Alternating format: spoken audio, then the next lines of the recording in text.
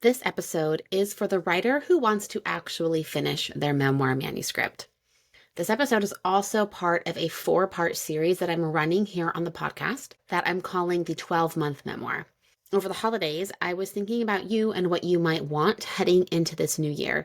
And what came through was a month-by-month plan for how to use your time, energy, and money as a memoir writer so that by the end of 12 months, you will have a finished memoir draft in hand, ready to move into actual publication. Today is part 1. Let's get started. You are listening to the Memoir Method podcast, the place for writers, readers, and anyone who appreciates the collective power of our stories. In this podcast, we explore the impact of memoir alongside an examination of writing techniques and strategies used in the genre. Whether you are a writer looking for inspiration and guidance or a passionate reader seeking meaningful connections through shared experiences, the Memoir Method podcast is your go-to conversation spot. I'm your host, Charlotte, editor, writer, and the heart behind Charlotte Writes. Let's get started. Most of my clients find me when they actually want to finish their memoir draft. They've usually been working on it for a few years, not always, but often. And they've tried multiple ways to write, to edit, maybe tried different editors, different programs, but they find that they are still stuck in what I call the rewrite loop. If you want to hear me talk more about the rewrite loop, then head to the link in the show notes for instant access to my free memoir breakthrough training where I break that whole cycle down. What I'm going to outline for you over the next 4 episodes is the process that I take all of my writers through.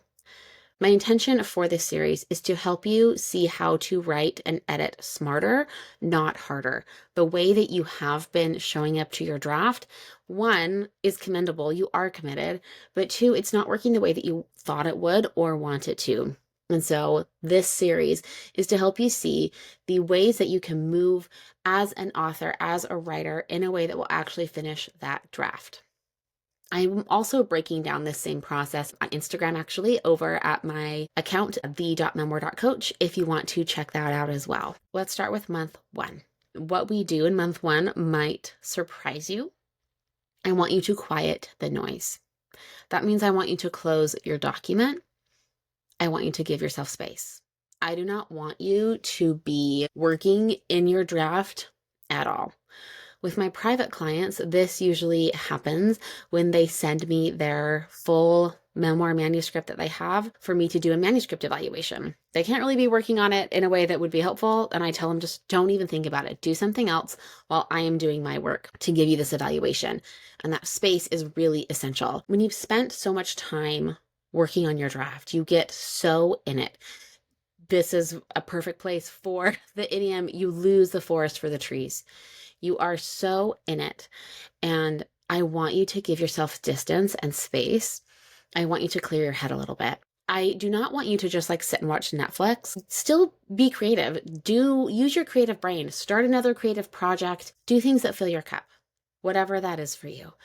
And most of all, just let yourself not think about your memoir for a little bit. The minimum amount of time I recommend writers do this is for at least 2 weeks.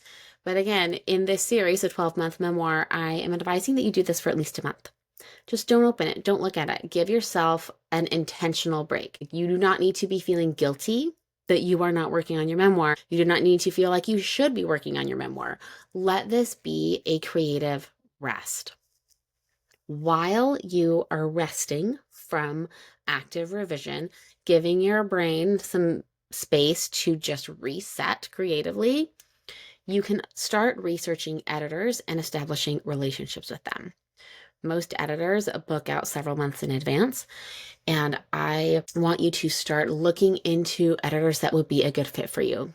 Maybe that's me. I would love that. Please reach out to me on Instagram or send me an email. I would love to talk to you, get to know you a little bit, see where you're at.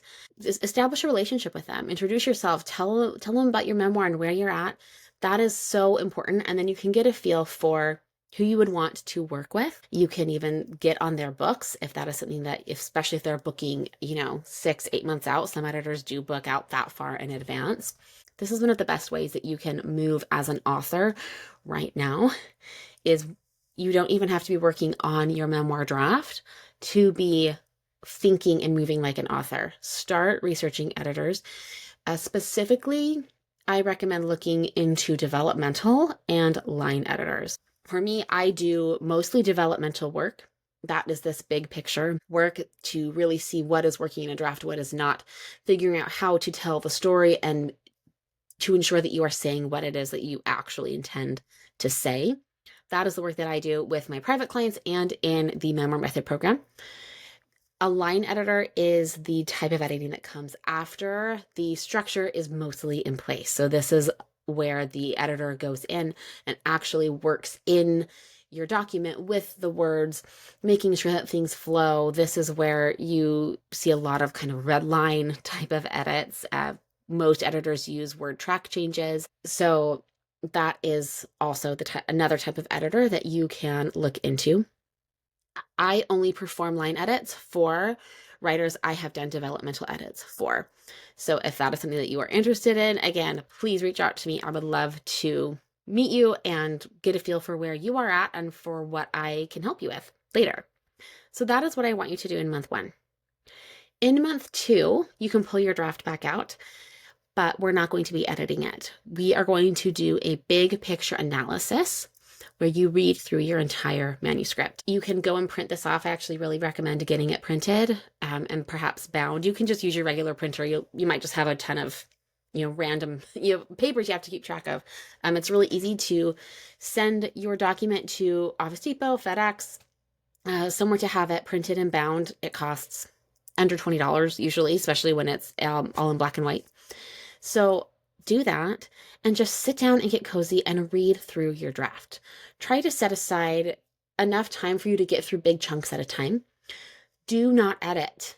Do not edit. That's one of the things that's really nice about reading it in hand is it's much more difficult to slip into edit mode because you can't pull out your computer and fix lines. Make notes. I want you to make notes of things, of questions that you have, things you want to revisit, thoughts that you have as you're rereading your work. Making notes is great. That's what I do in a manuscript evaluation is I make notes as I go through. I don't actually edit in a manuscript evaluation at all. I want you to treat this like a manuscript evaluation because that's what you're doing. You are evaluating what you currently have on your draft.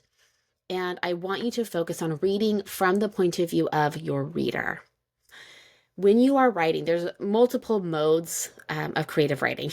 And so writer mode is what you are most used to. This is where you get in, you are usually thinking of yourself, which is great. This is a really important part of the creative process, obviously. When you are getting your draft out, especially those early drafts, you're thinking mainly about yourself as the writer and what you want to get onto the page, what you want to say.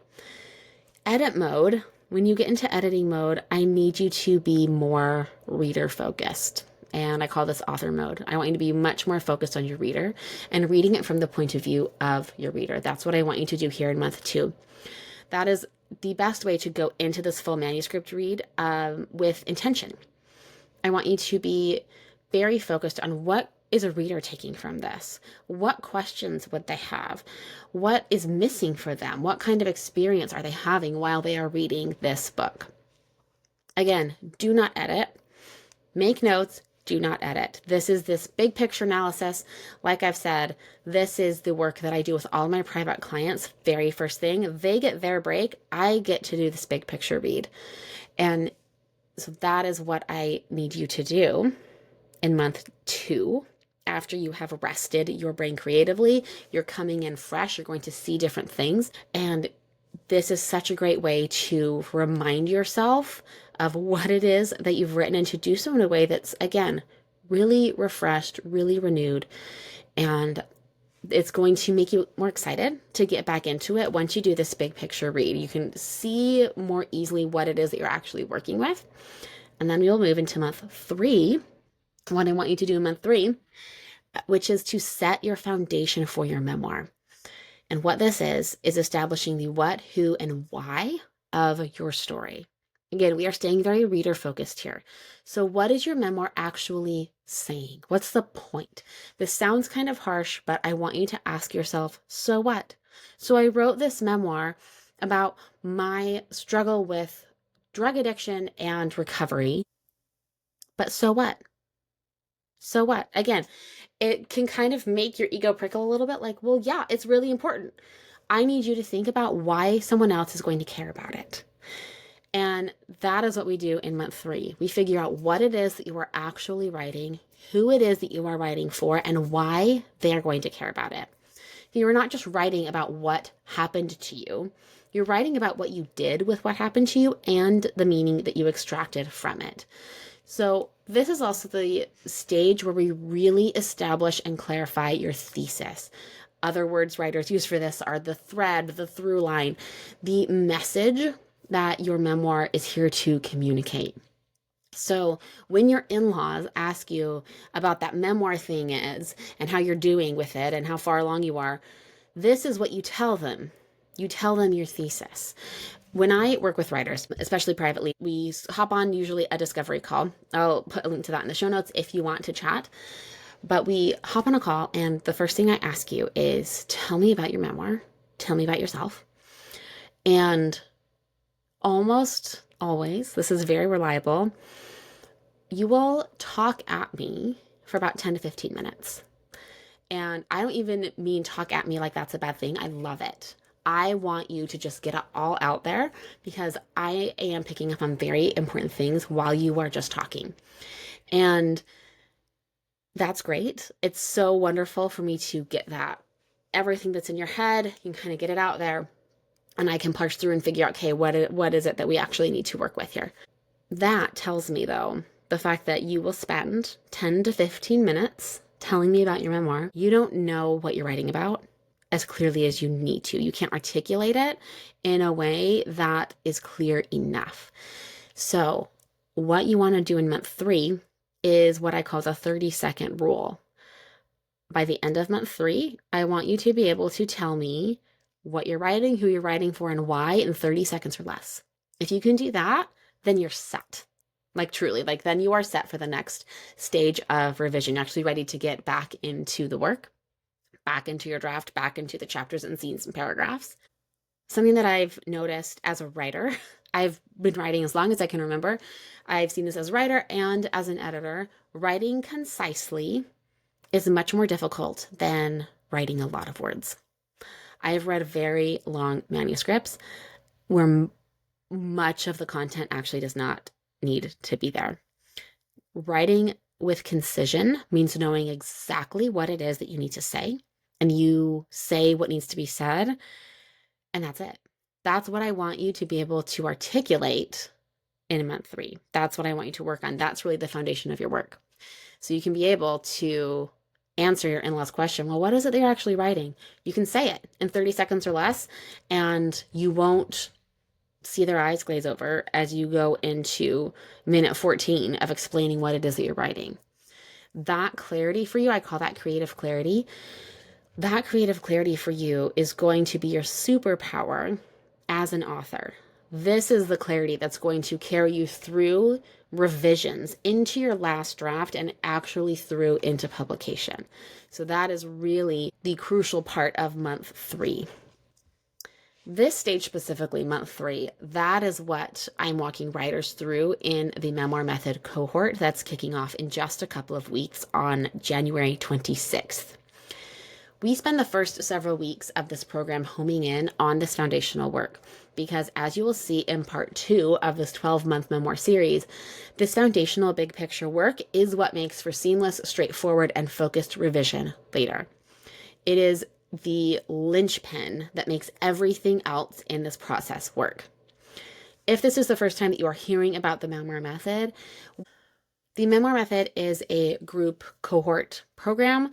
It is a really unique blend of editing and coaching and workshopping. So for 8 weeks, I walk with you inside of the Memoir Method, inside of this program, so that you are no longer spinning in thoughts of, what do I do now? I will personally be checking your progress at every step so that you stop hurtling 100 miles an hour in the wrong direction. This is not just I give you curriculum and then you ask me questions about it. This is, I give you curriculum and homework, and then I check your homework. to make sure that you really are articulating exactly what you need to be in every stage of this process. So we will untangle your messy draft, articulate exactly what it is that you want to say. And then we use the same narrative reframes and specific storytelling tools that I teach my private clients. You get to learn those, and then we implement those to transform that jumble of scenes and backstory into an easy to read memoir that your reader will stay up late to finish and recommend to their book club. Finally, all of that work will culminate in a custom publication timeline for you so that you are no longer just crossing your fingers and waiting for someone in publishing to notice you. You will know how to stand out and how to navigate your way through an ever-evolving publishing industry. Writers who come to the Memoir Method not only have their last draft in hand, but they embody a new level of confidence and creativity as an author. This is the work that I'm most passionate about, and I've got you every step of the way. I really wanted to craft this experience so that you are guided and really handheld through this process. You are learning to look at your memoir and your writing and your process through a much more refined, elevated way, like an author, not just a writer. This cohort kicks off on January 26th. Again, I will leave all of the links that you need in the show notes. I'm really excited about this program. I have seen so much success with writers privately, and I'm really excited to bring it into this cohort workshop style in this first quarter. So let me do a quick recap of what you need to do in months 1 through 3 of the 12-month memoir. Month 1, don't do anything. Close your document, give yourself very intentional space from it, and start researching editors and establishing relationships with them, maybe even getting onto their books now.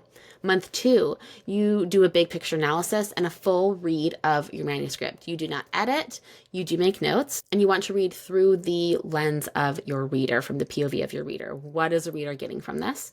And finally, in month 3, you set your foundation. Be what you're writing, who you're writing for, and why they care about it. Can you say that in 30 seconds or less? This is what we do in the first few weeks of the Memoir Method, is that foundational work. I would love to see you in there with me and the other writers.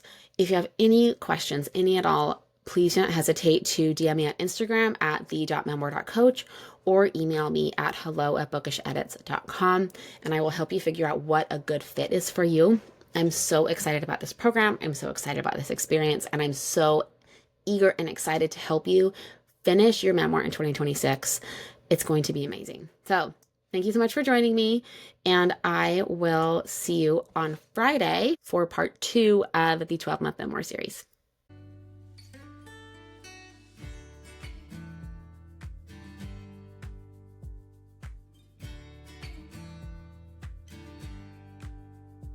You've just listened to an episode of the Memoir Method podcast.